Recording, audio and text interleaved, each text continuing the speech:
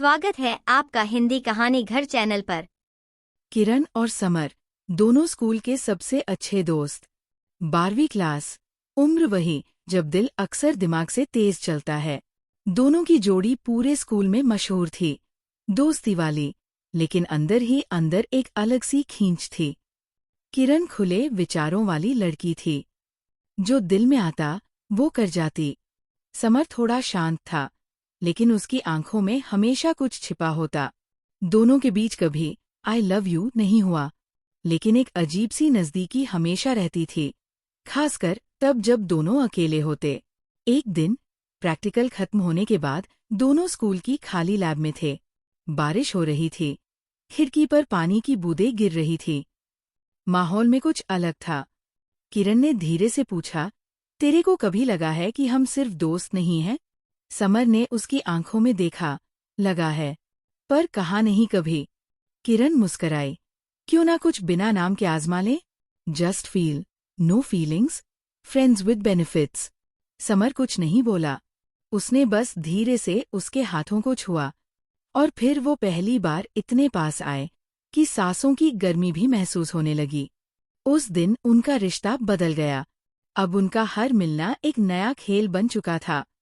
कभी स्कूल के staff room के पीछे, कभी टेरेस पर, कभी खाली क्लास में। किताबों की जगह अब उंगलियों की छुअन ने ले ली थी। बातचीत अब कानों के पास फुसफुसाहट में बदल चुकी थी। उनकी हंसी में अब हल्की सी सिहरन होती थी, और हाथों की हर हरकत में चाहत। कोई उन्हें कपल कहता तो दोनों हंस देते। हम बस दोस्त हैं, किरण कहती, और समर उसका हाथ अपनी जैकेट के अंदर खींच लेता। रोज स्कूल आना अब सिर्फ पढ़ाई नहीं था, वो एक एक्साइटमेंट बन चुका था। दोनों जानते थे कि ये रिश्ता कभी किसी मंजिल तक नहीं पहुंचेगा, लेकिन उन्हें उस सफर की तलब थी, हर दिन, हर पल। एक दिन समर ने कहा, कभी तू चली गई तो? किरण ने मुस्कराते हुए कहा, तब तक जितना जीना है जी लो। हमसे जो हो सके वो अभी है, कल देखा जाएगा। ये रिश्ता प्यार नहीं था, लेकिन उसमें प्यार से ज्यादा कुछ था। नाम नहीं था, फिर भी सब कुछ था। और हर रोज की उनकी ये कहानी उनके जिस्म और दिल दोनों को एक नए रंग में रंग देती थी। शाम का वक्त था, स्कूल का फेयरवेल आने वाला था, और प्रैक्टिस के नाम पर सब अक्सर लेट रुक जाते थे। उस दिन पूरा स्कूल जैसे जल्दी खाली हो गया था। बस समर और किरण म्यूजिक रूम में अकेले रह गए। किरण हमेशा की तरह कुछ गुनगुना रही थी।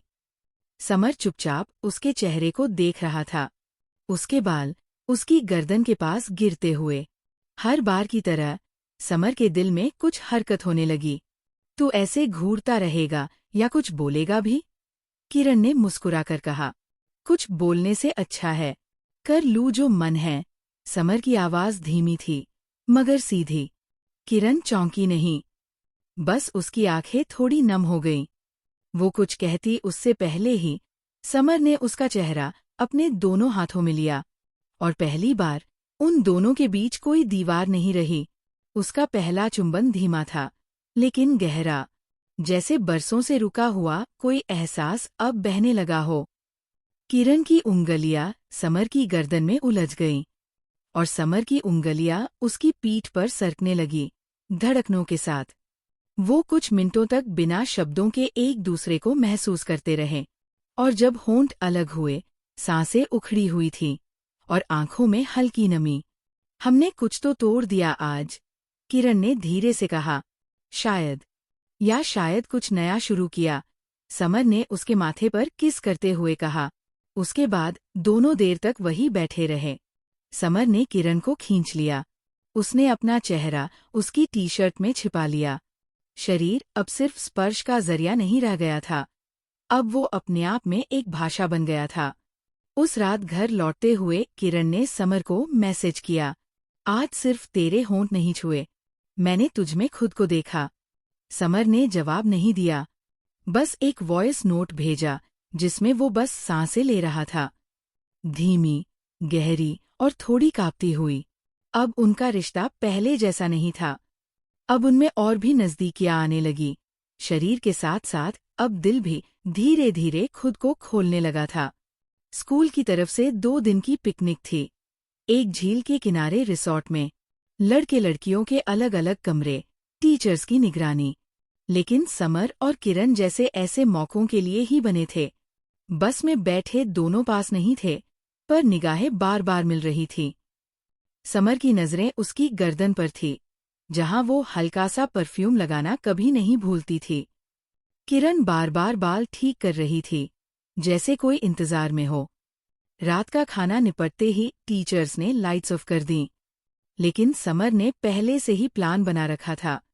झील के पास वाली बेंच पे मिल। रात के 11:15 बजे समर ने अपने मोबाइल पर चमकती नोटिफिकेशन में लिखा। किरण कमरे से चुपके से निकली। हल्की ठंडी हवा, झील की चमकती रोशनी और आसमान में पूरे चांद का जादू। वो बेंच पर पहुंची तो समर पहले से वहां था। डर नहीं लगा? समर ने मुस्कुराते हुए पूछा।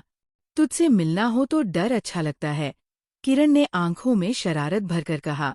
उनकी उंगलियां आपस में उलझीं, फिर होंठ भी। इस बार किस हल्का नहीं था, ये प्यासा था। झील के पानी की तरह ठंडा माहौल, लेकिन उनके होंठों की गर्मी ने सब कुछ भाप बना दिया।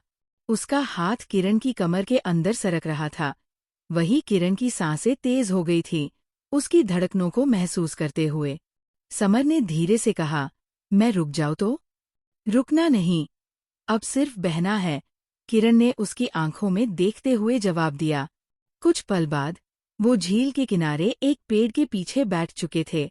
समर ने अपनी जैकेट फैलाई और किरण उसमें समा गई। उनका रोमांस अब सिर्फ चुंबन नहीं रहा, अब उंगलियों की हरकतें, सांसों की गर्मी और हल्की सी सिसकियों में बदल गया था। समर की उंगलियां किरण की गर्दन से होती हुई नीचे सरक रही थीं, और किरण की आंखें बंद, बस महसूस कर रही थी। वो रात उनके बीच की सबसे लंबी रात बन गई। कोई वादा नहीं, कोई डर नहीं, सिर्फ आज की आग और हम दोनों की खामोश मंजूरी। सुबह की धूप जब झील पर पड़ी, किरण ने समर से कहा, शायद हमने जो रिश्ता बिना नाम के शुरू किया था, अब वो नाम मांग रहा है। पिकनिक से लौटे 2 दिन हो गए थे।